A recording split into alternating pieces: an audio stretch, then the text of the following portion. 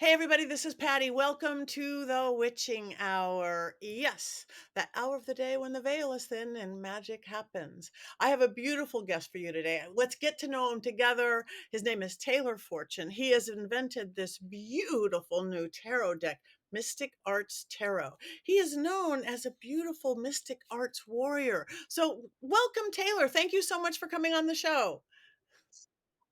Thank you. Thank you so much for having me. It's great to be Thank here. you. This is beautiful. I actually just got this dropped off at my front door, which was pretty special in itself from my friend, our mutual friends, Popey and Sal, over at the Crooked Path, an occult store here in Los Angeles. So, tell everybody a little bit about you. What your history is, what your background is, where this came from, this beautiful deck. Yeah, absolutely. Probably like most people listening to this show, my background in the occult is itself a crooked path. You know, it's a long journey. But what's interesting for me is that I know a lot of people in the spiritual industry oftentimes come from a more religious or fundamental background, and then they discover new age spirituality, occult spirituality later in life, and kind of transition into that. But for me, I was raised in the occult metaphysical world. My mom is a author of tarot and a teacher of Kabbalah and cosmology, and being raised by a single, you call like a single hippie mom in the 80s. That was my background, and strangely, I didn't really embrace it until a lot later in life, after dealing with autoimmune disease and near death experiences through medical issues, that I kind of came back around to That this is path. beautiful. I had some similar medical things kind of drove me into here thing as well. But I love that I read that about it, that your mom was into the practice as well. That's beautiful. So, so Exactly. you do very kind of new age neuro-linguistic programming coach, which is great. Now, for somebody who doesn't know Yeah. what that is, what is exactly NLP? You could just call it psychological or cognitive techniques to shape your reality through the way you think. So the the shorthand way to describe it, it's kind of mainstream, or you can even call it kind of corporate magic. It's the way that you communicate. Reframing or forming these different methods for shaping your reality consciously. If you want something, it all begins within the mind. And I know this language in mysticism is similar, but just a little bit different. Whether we're drawing from cosmic energy, etheric energy, spiritual energy, whatever it is, within neurolinguistic programming, their kind of spiritual center point for everything is the mind itself. Before you can have something, before you can win that game, before you can get that car, before you can bring in that kind of money, you have to Mhm. visualize it. You have to see it. You have to almost feel it and sense it. And you put all of your mental focus towards the things that you want. And then from there, once it is real without a shadow of a doubt in your mind, then you're able to form a path in your reality to make that Right. happen. So it's just a kind of slightly different template to put on the top that we do as magical practitioners and occultists and witches or whatever we want to call ourselves. It's a Absolutely. different template, which is good. It's it's it's the way that people at companies like Meta and Apple and stuff like that are learning how to do witchcraft. Let's put It's it how that Tony way. Robbins would teach it. It's like Tony Robbins' Yeah, version so we don't have to of use the witchcraft. the woo-woo words so much and turn them into science words, but that's beautiful, and I think we need lots of templates because some people are afraid of our kind of spirituality or occult. Some people need traditional, and I think that's great. Um, so, Yeah. within that, with all that you do, where did a tarot deck come from? It's again, it's beautiful. It's and you very much because I know tarot actually works astrologically, but you actually have astrological on the cards. Tell us about that.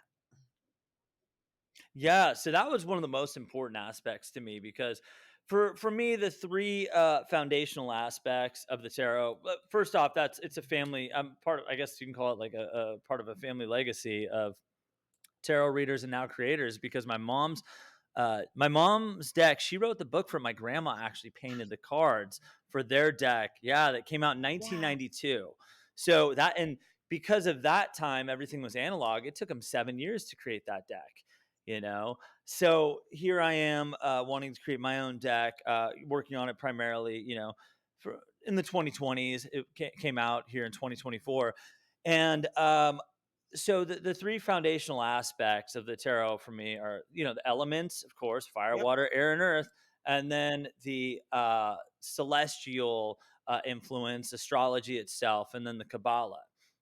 And when you put all three of those together, that's what creates the charge of each card. Whether you're in the suit of fire or water in the major arcana, the reason why the card can be deemed good, bad, neutral, a love based card, a financial based card, whatever, is because when you take those elements, when you take the elements, the astrological placements, and where it sits on the Kabbalistic tree of life, you add those all together like ingredients in a sandwich or something like that. And that's what creates the flavor of the card. Yeah. Does that make sense? I mean, I know you No, know no, it, it but makes complete sense, and I love that going through the cards that you have that astrological, because I'm honestly not good with astrology just because it's too many numbers and nodes and this and that, so that's a little yeah, it's moron section of my complicated. brain. So write it right here, Aries, got that, okay. Yeah. That's along the way. But if somebody was, like, reading it, so you're just gonna add that to whatever their particular style of reading their cards is, it's you just kind of Yeah, absolutely. I want to say a lot of people are like you. Like astrology is a bit intimidating. It's a little complicated, and I was hoping that by including astrology into tarot, that it would turn people onto it, maybe give them kind of a foundational understanding. Because at the end of the day, what matters most, my obligation as a creator of the deck, is that when people see the image, that they have an intuitive reaction to it. You know what I mean? It's like when you watch a movie in a foreign language but there's a big dramatic scene between lovers breaking up. It really doesn't matter what the words they're saying. It could be in French, it could be in Chinese. The fact is, we recognize that emotion. And if the scene is done well, you see the lovers in the argument, maybe throwing furniture around, whatever it is, and then they part ways. And it's a really sad, emotional scene. And we can all resonate with that human condition versus saying, well, I don't know what the scene was about because I didn't speak the language that right, the movie and you was. don't need yeah. So yeah, so I just wanted to try to create characters and images that represent these astrological placements or this That's elemental good. So energy. you also, again, you always have a 8 of fire of the element written right there, not just, "Oh, this is wands and this is, Yep, this is cups." You have it's fire, it's water, it's air, it's earth. exactly. Also, you use words like, um, m mortals and messiahs and gods. I kinda love that. Tell us about that. Yeah, I mean, so really what it comes down to is that the tarot is pretty linked to this kind of in the Victorian era. They were really interested in this kind of Renaissance revolution, which really tied it back into times of monarchy and royal houses. You have the kings, the queens, the pages, the Mhm. knights, all that kind of you know uh royal imagery. And to me, the Rider Waite deck, people were really interested in that at the time. It was kind of like a resurgence, like let's bring back this time of like medieval occult spirituality and all that. But I think our generation, as we're in the age of Aquarius, we don't really resonate with that kind of imagery anymore. We enjoy it in Game of Thrones or shows like that, but like I don't really think people resonate with what a page is. I think most Remote people, pages. you talk about, baby witches, they don't even know I don't I know don't what a even know page what a is page is really. really. It's kind of this. Right, right. And then like princes and queens on. So we wanted to say what are these archetypal images really about? What do they represent? And one interpretation is, mother, father, brother, sister, a family, a cosmic family. But there's something inherently not that sexy about mother, father, brothers. It's kind of nuclear family, a little bit close to home. So I wanted to go a little more exotic. And so what is this really all about? I love mythology, especially Greek and Norse and Egyptian and Celtic and all that. So I was like, okay, let's do gods and goddesses. All right, that's the upper echelon of the characters that we're working with. That's top tier, the gods and goddesses. So what is below the gods and goddesses? Well, we're not quite to humans yet. Between gods and goddesses are demigods. Okay, but if we use demigods, that kind of keeps us really grounded in Greek mythology, that word itself. And so, what about messiahs? And then I thought, well, every culture has their own version of messiahs. And then what? Okay, so from there, well, what are we? humans, well, okay, that's not quite the right word. Then I thought of, okay, mortals, because at that bottom layer or that top layer, depending on how you're looking at it, but in the level of physicality, we are governed by time. Saturn is weighing heavily on matter, death, the cycles of the universe, and all that. So we are living in the realm of mortality, which in the tree of life in the Kabbalah is called the realm of Keter. So mortals really gave it that kind of beginning and ending that we were looking for. Whereas the gods and goddesses are a little more timeless, and the messiahs are the beings kind of in between. The I think mortals that are is us. beautiful. So, okay, say if I'm a experienced tarot reader, I've never picked up tarot. Your deck does come with a beautiful book. So, do you give people like tips and tricks how to add? You actually do. You have gods and deities and planets. Everything. I mean, honestly, for like a little 100-page book, I try to incorporate as much as humanly possible Is into it a that. kitty? But big. Yeah, It's it's very cute. cute. I want to put it in my little Barbie Yeah, collection. It's her big book of tarot. exactly, exactly. Yeah, so I wanted to give the all the correspondences in there, so people can use this with planetary magic or ceremonial magic.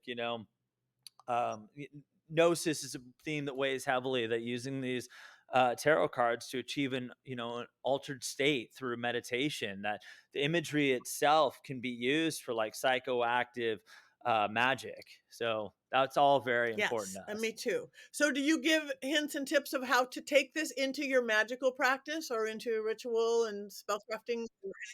Absolutely. Yeah, absolutely. So first and foremost for me, and I didn't make this up, but oftentimes before spell casting, people use a tool of divination to Oh, decide whether or not to do the spell. Some people do tarot cards, which to me is a very good tool to use. Runes, whatever it is, they consult with they tune in and see if this spell is something that should be done before they do it. So in my magic class, the mystic arts that I teach, I have a 10-step process for spell casting. And step number one is, well, once you know your spell, once you've decided, step number one is draw a card for if today is even the right day to do it. And each card does have an inherent charge to it, whether it's positive, negative, or neutral. And look, all these things, it's not fixed per se, it's just a guide. But if you wanted to do a spell for prosperity or abundance or something like that, and you want to work with the energy of Jupiter on a Thursday or something like that, first draw a card. If you get like the tower card that day or the death card, maybe today is not the day for that spell. Maybe just put it away, come back maybe next Thursday, maybe a different day, work with a different energy, maybe work with the sun instead of Jupiter or something like that. But yeah, first and foremost, do that. Now, conversely, if the spell is a go, you get the lover's card, you get, the 10 of earth, something like that. Proceed. And then I have the next 9 steps for, what to do for your actual spell casting that process. is beautiful. And I love that you have a school. You have a mystic art school. So tell us a little bit about me being running a school too. That makes me very, very happy because we need more education in our world. So tell us about your school. Yeah, the mystic arts. So I started that. I think a lot of these online businesses, are kind of the byproduct of the pandemic. Everybody primed for a shift in consciousness. Obviously the old world and brick and mortar was kind of going away, and we had to decide, how do we survive in this new technological world when everything seems so uncertain. And so I was transitioning at that point. I was actually hospitalized at that point in 2020 during a lot of the pandemic, with my own health issues that were respiratory based. So I was trying to figure out how to shift into kind of work that would keep me going, even if I was not medically really like fit to run like a physical school or something like that. So at that point I was transitioning into life coaching and spiritual counseling. So kind of, and I was doing private tarot readings and astrology and things like that. So as through COVID, through meeting with people, online, through social media and things like that, I found groups of people who were, had different skills and we're all operating in the same fields. And I figured, hey, let's start an institute. Let's just combine our efforts. Let's have subjects like magic, tarot, astrology, neuro-linguistic programming. Let's put it all together and kind of form a collective institute. And it did really well. It did really well. And then I actually ended up taking 9 months off to write my book and to shoot a docuseries here in LA. So I took a little time away from it. Now I'm getting it back Good. going So again. can you talk about that yet? Your book or your docuseries? Yeah, both are pretty interrelated too. Yeah, thank you for asking. The book, it's the Mystic Warrior, and it's part bio, part memoir, and then part actual uh, methods and a process for things like how to combine magic and martial arts and fitness and all that. Like, where do they all intersect? How is this part of a bigger, like, holistic healing experience for mind, body, spirit? How does it all come together? Because one of the things in the one of the things in any industry, okay, some people in the spiritual industry, that's all they do. There's too much emphasis on that. There's not enough emphasis on grounded, practical aspects of life. They're incredible sorcerers or incredible mystics, psychics, and all that. But the rest of their life outside of that is Yeah. is difficult. Yeah. You know, fraught with difficulty. And then conversely, people that just go to like the gym and whatever, and they're all about like, oh, all I do is weight lift and post every, and they have nothing else outside of that. You tell them about astrology, like, I Right. don't know what you're talking about. So to me, I'm like, well, where does this all intersect? Like, what this is all about is about your own health and your own kind of human experience, making the most of it. How does and for hundreds and hundreds of years, martial arts was interlinked with mysticism. We've all heard and seen that in the movies. The wise old man in the mountain who meditates all day and does kung fu and can take on multiple assailants. So me being the avid quest for answers and knowledge type adventure. I'm like, well, what is the old man meditating about? What are those systems there? What's Eastern mysticism about? Taoism, Shinto, Zen Buddhism, and how does that relate to Western paganism? Are there connections? And there are. And the connections are the Yes. elements. All of their systems, all the Eastern systems are also based on fire, water, air, and earth, just like all of Western paganism, Yes. you know? I love that. And it is true. That has always kind of bothered me. We are our best tools for for whatever we're doing. And so many people who are great sorcerers or manifested creators and mystics, but they can't walk 5 minutes without getting winded. And I understand health issues. You've Right. had health issues. I've had health issues, Yeah, but that's their issue that we have to take care of this. This is sacred. This is exactly, exactly. so And like, say you want to do say you want to hire, you want to be coached by someone like that for abundant spells or love spells, and they're not living in that modality whatsoever. Say they haven't been in a romantic relationship or been with a partner in years and years and years. Say they have credit card debt through the roof. Is that the person you want to hire to do these kind of spells for you? Nope. You We know? are so much the same. I always say that too, like, "Is that the person you want to do a love spell for you? Really? Or money spell? The person who, Exactly. is living on couches for the last year and a half." So, uh Right? Oh god, I know. I mean, we yeah! could talk all day about that, but it sounds like we're on the same page with that? Yeah, this is beautiful. So you also with if we go to your website with the mystic arts, about the mystic arts, you also have a partner there too? You have the goddess and Yeah. you have the god, you have so tell us about that. Yeah, so BA fame, absolutely. So we met during, lockdown was when a lot of people were meeting, and like she was on a similar trajectory as I was, more entrepreneurship based, and with kind of a minor in spirituality there. She was doing tarot readings and things like that. So we just kind of collaborated. I needed some help with business growth, and she needed more spiritual guidance and counseling as far as like how to teach these kind of courses and how to really professionally work with clients. And so I kind of took her under my wing, teaching her astrology and Kabbalah, and she's done a lot for the mystic arts in terms of entrepreneurship, even down to like graphic design and things like that. And now we've kind of met in the middle here, where we have this institute together, and she's uh, taking on private clients through life coaching, neuro-linguistic programming, astrology, tarot, all that stuff. And we co-teach the tarot class together because we created the deck together, and that was this big, massive undertaking. It's like one of those things. If I knew actually how much work it would have been, I Right. probably wouldn't have done it. Yeah. No, I just turned in a book. So much a new book. It's like much work. Oh And my god. people have said about a tarot, I'm like, no, I can't even begin to do this many. No.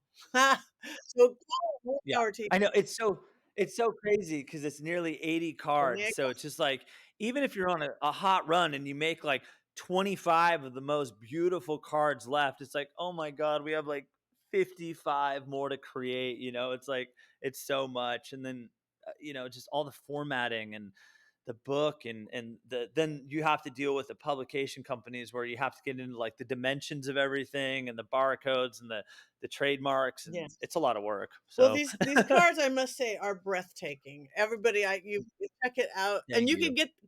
So if somebody's going, "Oh my gosh, I want these cards. I wanted to work with this guy. I want." So tell people where they can find you and stuff like that. Whether Oh, yeah, absolutely. I mean, the deck you can buy on Amazon, and there is a link on my website, themysticarts.com.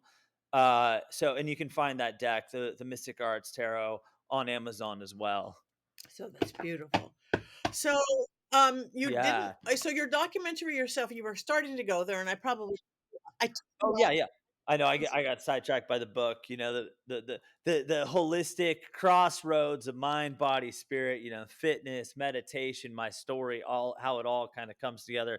But yeah, the docuseries, so that's another thing that was kind of, another extension of what I'm doing. So I had in the past, I've done, like yourself, I've hired film teams for paranormal investigations, and that's one of the things I'm very I cast a pretty wide net in the occult world, but I really, really love the paranormal. Like, just I love vibing that out, hunting for it, trying to capture that technologically. So a few years ago, I've been working with a number of different people throughout LA, just doing ghost hunts and things like that. And one of the camera guys I was working with just randomly called me, and he said, "Hey, I want to do a big documentary featuring all these various subcultures of LA, like really underground kind of underworld subcultures."